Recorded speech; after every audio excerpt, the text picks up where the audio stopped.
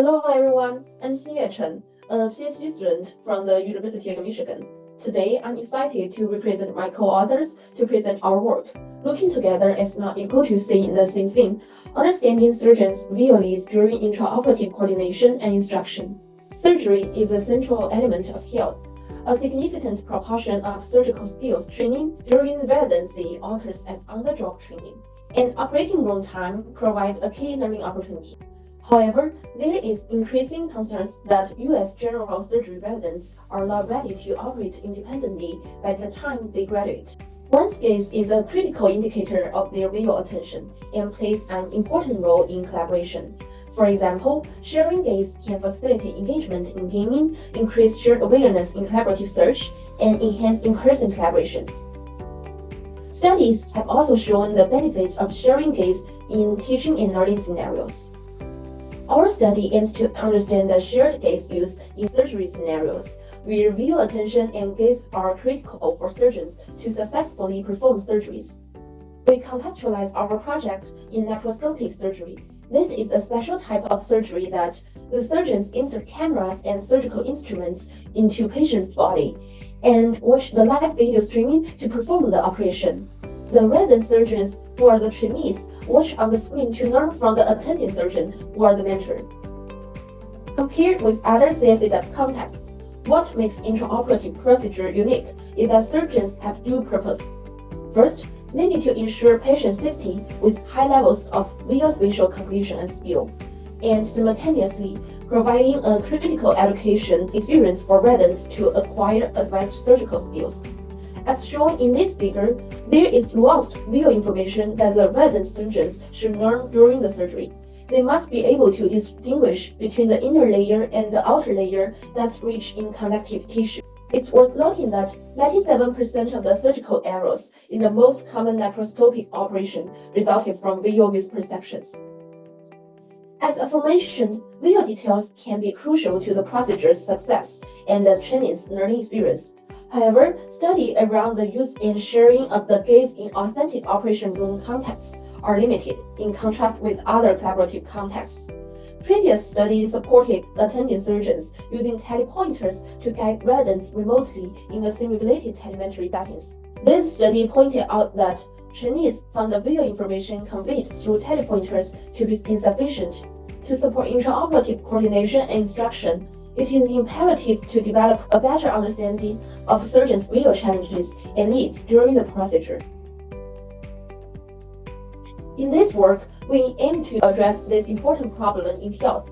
How might we help the attending resident surgeon diets to visually align at critical moments when coordination and joint focus are needed to achieve their operation goals and optimize teaching and learning opportunities during surgeries? To be more specific, this study aims to address the following questions. First, what are the resident and attending surgeons' visual needs and challenges around teaching and learning during laparoscopic surgery? Second, what are attending and resident surgeons' attitude towards capturing and using eye gaze data, and how can we design practices to enhance the visual alignment between resident and attending surgeons?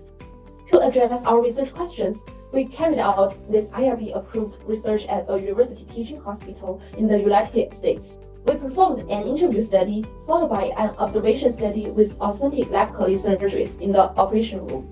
The study aims to serve two goals. First, validating and probing into surgeons' needs on receiving visual support. Second, understanding how to provide visual support to surgeons with gaze data. Our data analysis involved an iterative process of coding and theme construction.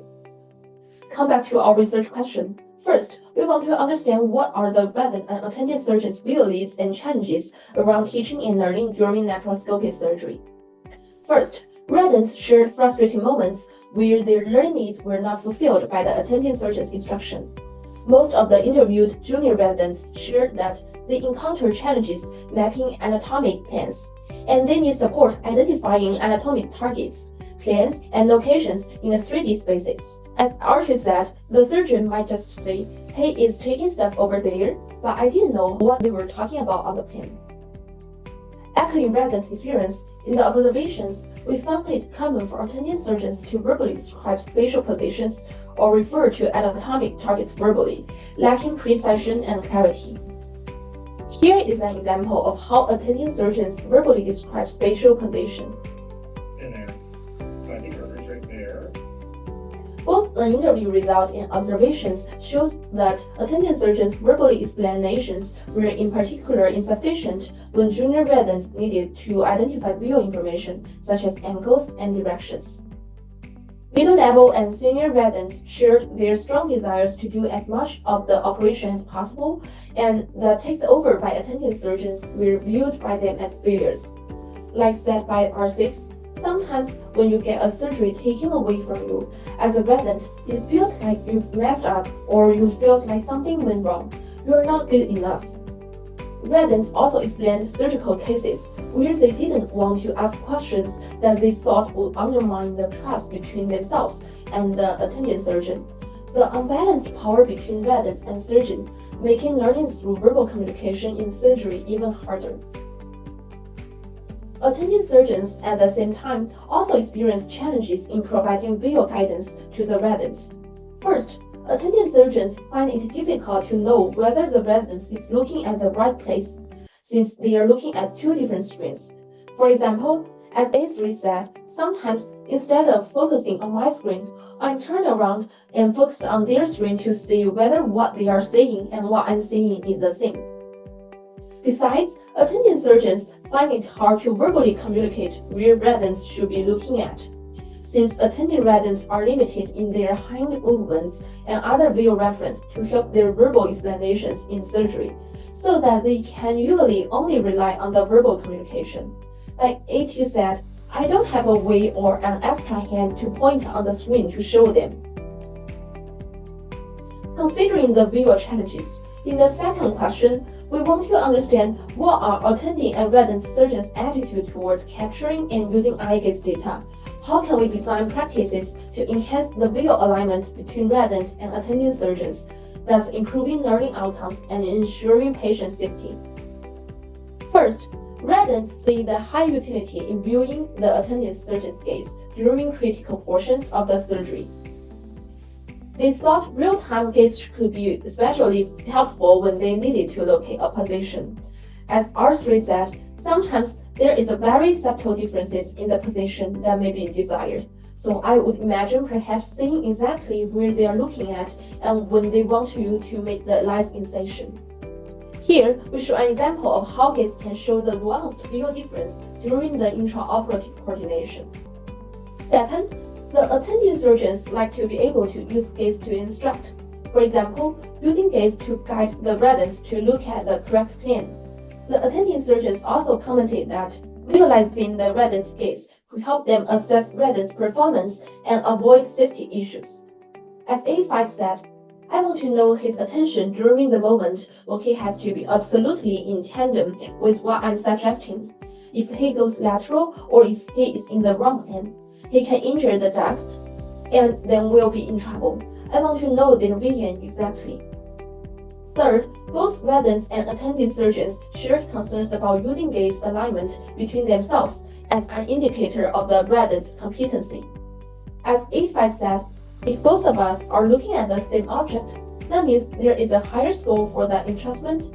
But sometimes he may be doing something, and I'm actually not looking at the part to judge a particular system with entrustment. Attending surgeons instead propose to use gaze alignment as an alert for the surgeons to reflect on their cognitive alignment beyond gaze to avoid safety issues.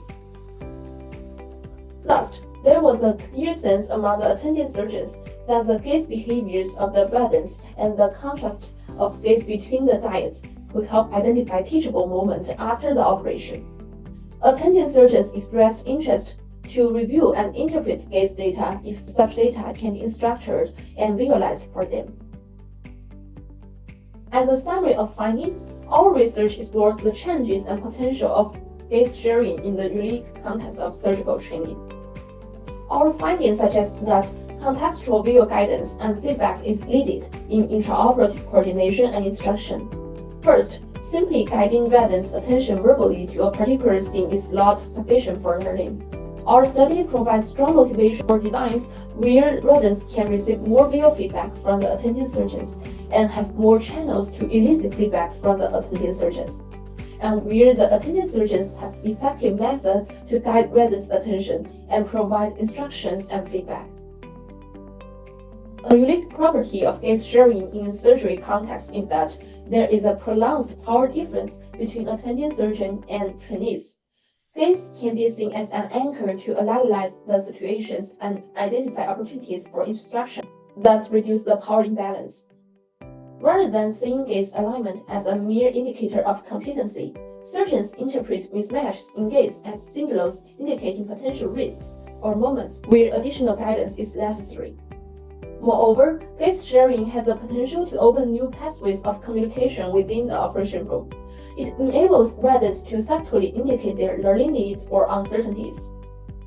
In our study, surgeons have the concerns that sharing gaze during the surgery may lead to excessive distraction from their primary surgical tasks. As echoed in this video, the gaze data is changed rapidly on the screen, which may cause distraction. Participants provide suggestions including on-demand gaze sharing, triggered by foot pedals or voice commands, rather than continuous display gaze data.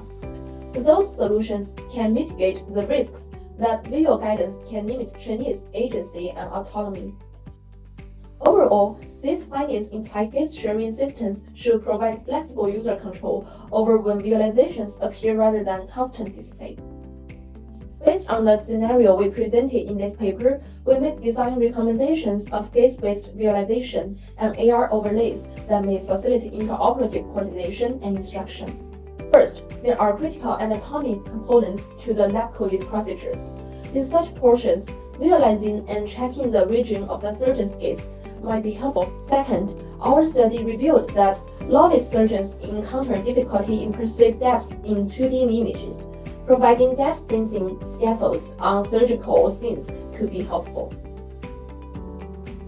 Third, aligning with prior work, our study suggests that merely allowing attending surgeons to use telepointers is insufficient for intraoperative instruction and coordination. In previous approach like telepointer, the arrow is unidirectional, where residents can only passively receive information. And we suggest future systems should be more bidirectional, where residents have channels to elicit visual feedback too. Last, we found that when attending surgeons explained their decision-making process, it often involved the using of hand drawing in the air. Enhancing surgeons to easily make visual annotations could support the instruction process. Recent work done by our lab on surgery scene segmentation techniques may enable surgeons to highlight anatomic structures in real time during intraoperative instruction. Besides providing support intraoperatively, providing joint visual attention data postoperatively can provide significant insights during postoperative debriefing for attending surgeons to give residents feedback. To this end, future research could combine OR video recordings and eye gaze data to help surgeons navigate a surgery recording based on the attending and residents' surgeon's misalignment. Moreover, recent work has explored surgery scene segmentation techniques to help surgeons semantically search critical scenes of surgery recordings. Leveraging these techniques, future work can create teaching materials and video-based tutorials on those visually critical portions. In summary, with careful design informed by our study findings, sharing gaze data has promise for improving coordination, enhancing safety, fostering learning gains, and revealing invisible facets of collaborative completion across surgical teams. Thanks for listening, and I'm welcoming for any questions.